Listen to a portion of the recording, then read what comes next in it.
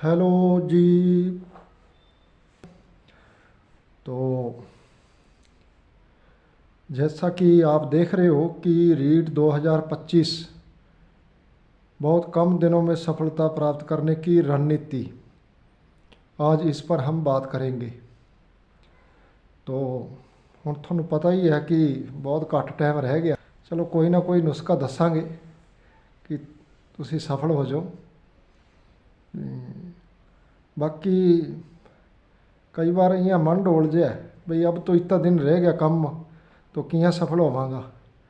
तो इं मन नहीं डलाना, अपनी मेहनत पर विश्वास करना।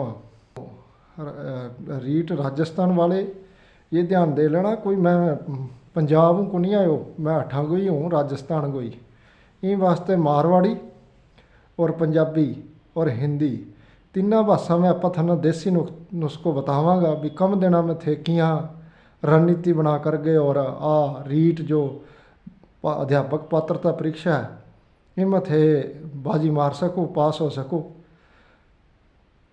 वो थोड़ा पता ही है। फिर हुण थोड़े दिन रह गए तो रीट 2025 च आपां किवें फतेह करनी है, तो इस वास्ते हुण आपां तुहानूं दसदे हैं कोई ना कोई नुस्खा कि थोड़े दिनों के विच किवें तुसीं बाजी मार सकते हैं। तो हुण फिर करते हैं गल। टाइटल तुसीं वेख ही लिया कि रीट 2025 बहुत कम दिनों में सफलता प्राप्त करने की रणनीति।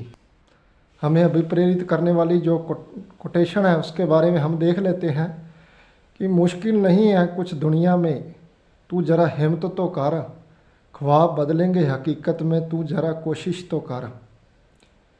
मुश्किल नहीं है कुछ दुनिया में, तू जरा हिम्मत तो कर, ख्वाब बदलेंगे हकीकत में, तू जरा कोशिश तो कर। तो ये लाइनें हैं जिससे आप अभिप्रेरित होगे, मोटिवेशन मिलेगा। और उसके बाद हम चलते हैं आगे। अब आपको जो रणनीति है उसके बारे में बताते हैं कि थोड़ा दिनों में आपां कियां यानी कि अध्यापक पात्रता परीक्षा पास कर सकां। दसदे हैं फिर तुहानूं कुछ ना कुछ नुस्खा। तो इहदे विच हुण आपां गल करदे हैं। तो इसके अंदर हम कुछ आपको मेरी ओर से मैं सुझाव देता हूँ, बाकी करना आपको ही है। तो सबसे पहले तो ये है कि सकारात्मक दृष्टिकोण रखना है आपको।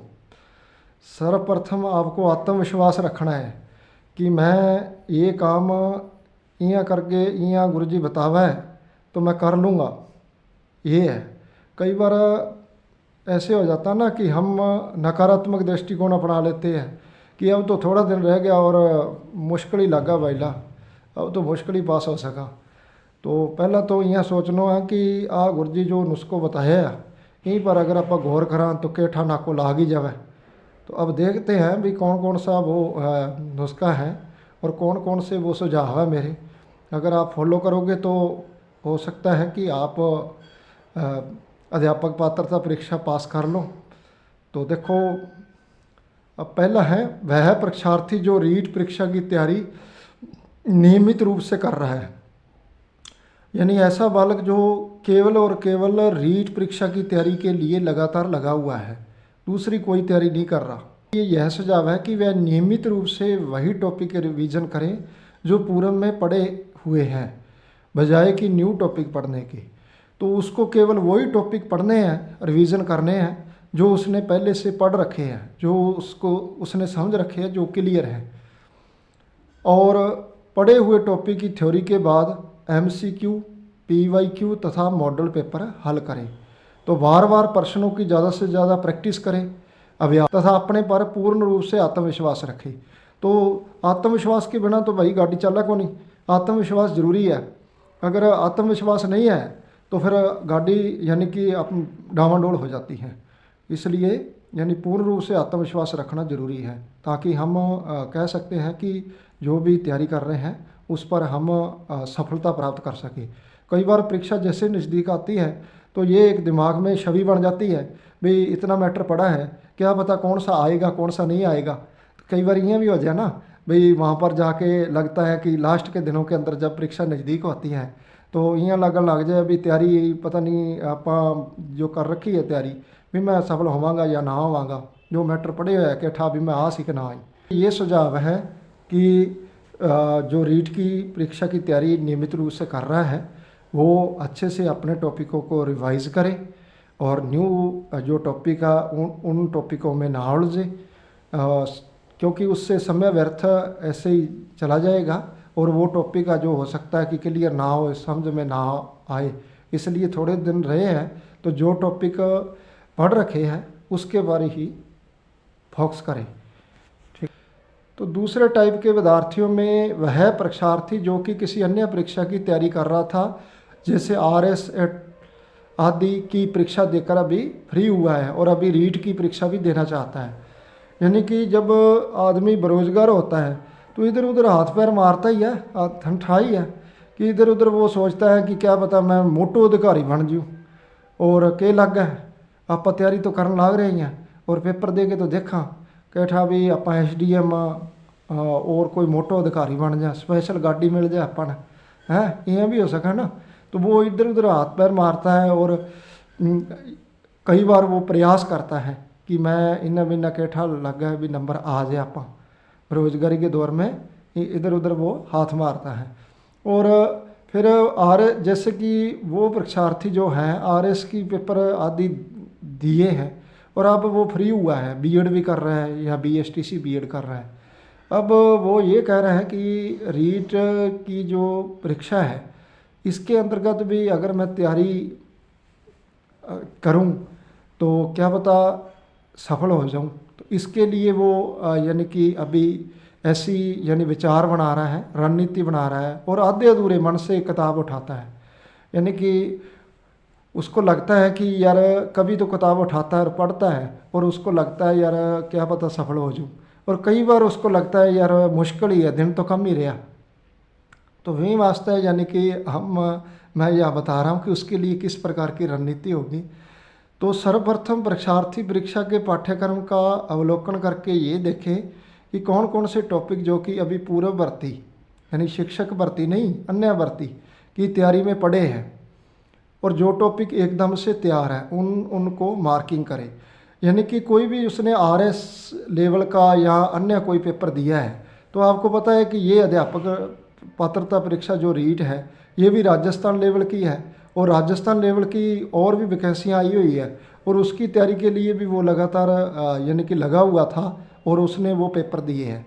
तो ये कोई राजस्थान जो GK है जिसमें कला संस्कृति होगी, ठीक है, उसके अंतर्गत राजस्थान का इतिहास हो गया, तो राजस्थान या भारतीय राजव्यवस्था होगी, हिंदी इंग्लिश होगी, तो ये सारे जो मैटर या तथ्य हैं उसने पहले से पढ़ रखे हैं, उससे संबंधित उसकी तैयारी है और केवल जो टॉपिक उसके तैयार हैं उससे संबंधित वो प्रश्न ही हल करे, प्रश्नों का ज़्यादा अभ्यास करे और थ्योरी में समय अभी ज़्यादा ना लगाए क्योंकि समय कम रहा है ना, आपको पता ही है।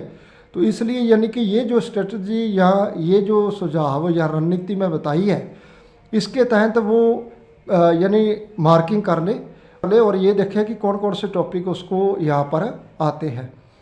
और ये जो है ये SST जो शिक्षण विषय है उसके अंतर्गत तो बहुत सारे मेज खाते हैं। इसमें आपको पता है ऐसे तथ्य है या ऐसा मैटर है जो उसने कई वैकेंसी के अंतर्गत जो तैयारी कर रखी है पूर्व वो लगातार उसने पढ़ रखी है, ये कोई नई चीज़ नहीं है। तो ये उसकी ये उसके जो मैटर है या ये टॉपिक है उसके एकदम से क्लियर होंगे।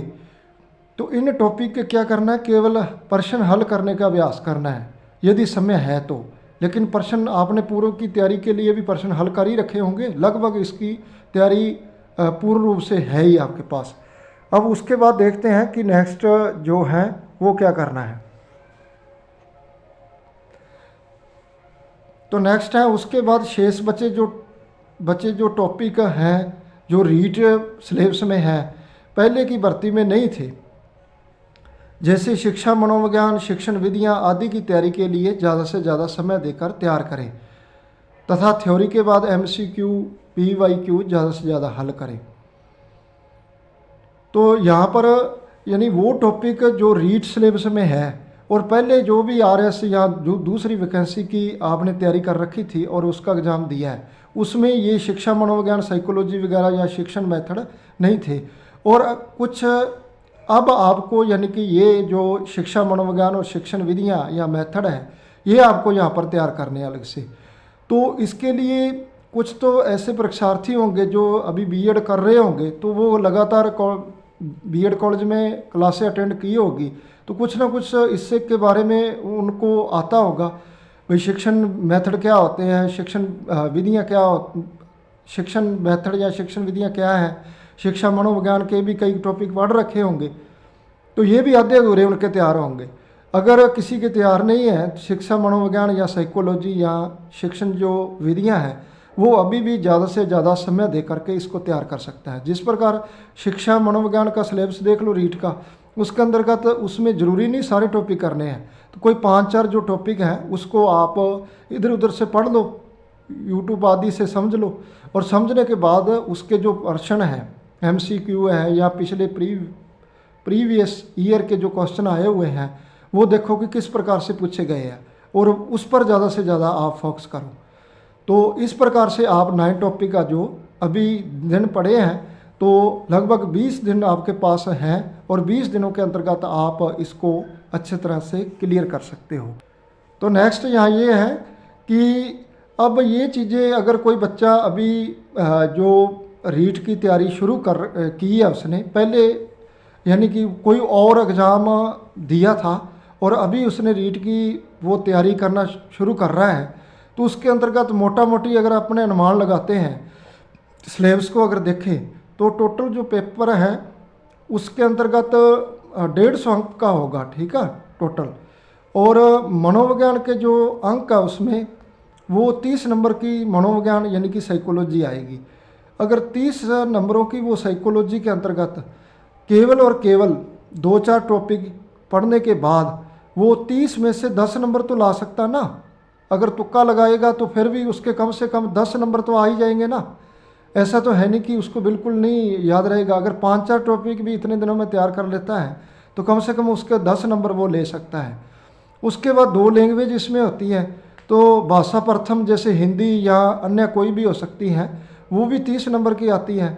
और 30 नंबर की जो भाषा है, जैसे हिंदी की बात करें तो हिंदी लगभग ग्रामर सभी को आती है, और इससे संबंधित अगर वो वहाँ पर पेपर के अंतर्गत हिंदी का जो क्वेश्चन हल करेगा तो 30 में से 25 नंबर तो आराम से ला सकता है, वो आराम से ले आएगा 25 नंबर।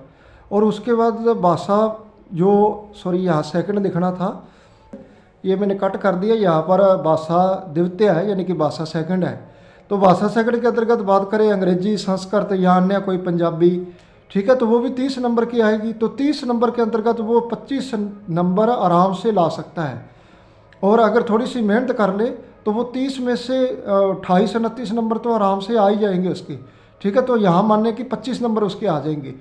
और उसके बाद रहेगा शिक्षण विषय। तो शिक्षण विषय की यहाँ बात करें, जैसे सामाजिक विज्ञान है, किसी का विज्ञान है, किसी का मैथ यानी गणित है, तो वो कितने नंबर का, यहाँ वो 60 नंबर का आएगा, ठीक है। तो वो कितने नंबर का आएगा, 60 का आएगा। तो ये 60 नंबर है भाई, ठीक है। तो ये 60 नंबर का यहाँ पर आएगा मैटर। तो उसमें से अब जैसे कि पिछली अभी मैं थोड़ी देर पहले आपको बता रहा था कि बहुत सारे टॉपिक ऐसे हैं, जैसे कि राजस्थान का इतिहास, कला संस्कृति है, ठीक है, भारतीय इतिहास हो गया, और उससे संबंधित कुछ ऐसे तथ्य हैं जिसके अंतर्गत वो आराम से 60 में से 30 नंबर ला सकता है, आराम से 30 नंबर आ जाएंगे, ठीक है। आधे ही है, आधे नंबर तो ले ही लेगा ना, तुक्का लगाए फिर भी 30 नंबर आ जाएंगे।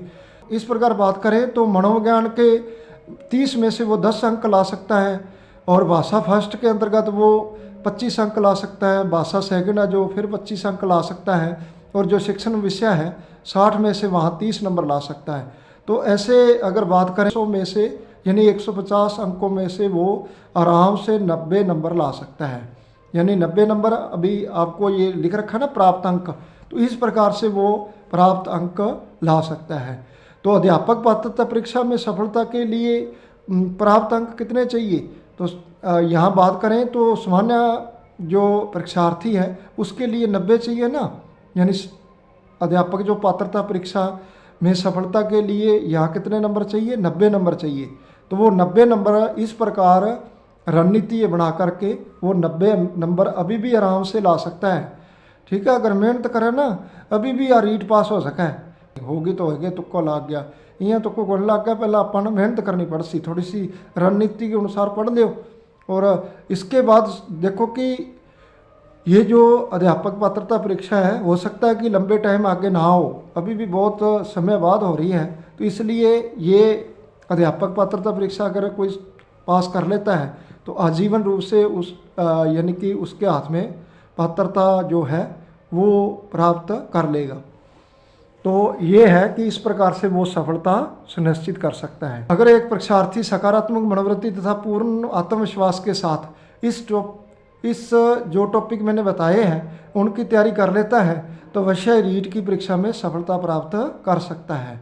कर ही नहीं सकता, हो जाएगी आराम से ही। तो ये कहा भी गया ना कि मन के हारे हार है, मन के जीते जीत। तो कभी भी हमें मन से नहीं हारना चाहिए। अगर मन से हार गए तो फिर हम आगे नहीं बढ़ सकते, तो इसलिए हमें बार बार कोशिश करनी चाहिए। तो ये कहा भी गया ना, कोशिश करने वालों की कभी हार नहीं होती। कोशिश करना, मेहनत करना ये तो हमारे हाथ में है ना, तो ऐसा तो हम कर सकते हैं ना। तो अगर इन जो भी मैंने यहाँ पर टिप्स बताए हैं अगर इनको कोई फॉलो करता है तो अभी भी वो रीट जो पात्रता परीक्षा है उसको आराम से पास कर सकता है। थोड़े टाइम बाद मेन थर्ड एग्ज़ाम भी आपके सामने आने वाला है। अगर जो अध्यापक पात्रता परीक्षा पास कर लेगा तो जल्दी ही वो थर्ड ग्रेड जो वैकेंसी आएगी उसकी यानी अध्यापक बन सकता है, थर्ड ग्रेड टीचर बन सकता है। तो 100% सफलता सुनिश्चित होगी अगर कोई इनको फॉलो करता है। तो इस प्रकार से यानी कि हमें अभी आज से ये जो मैंने रणनीति बताई है इन टिप्स का फॉलो करते हुए और लगातार जुड़ जाना अभी अगर तुसी पास करनी या रीट, ठीक है, तो अज तो ही लग जाओ। तो लगातार तुसी अगर प्रयास करोगे, लगातार मेहनत करोगे तो रीट परीक्षा जो बड़ी चीज़ नहीं है, आप आराम से इसको प्राप्त कर सकते हो। नेक्स्ट क्लास में मिलेंगे आगे। धन्यवाद, बेस्ट ऑफ लक।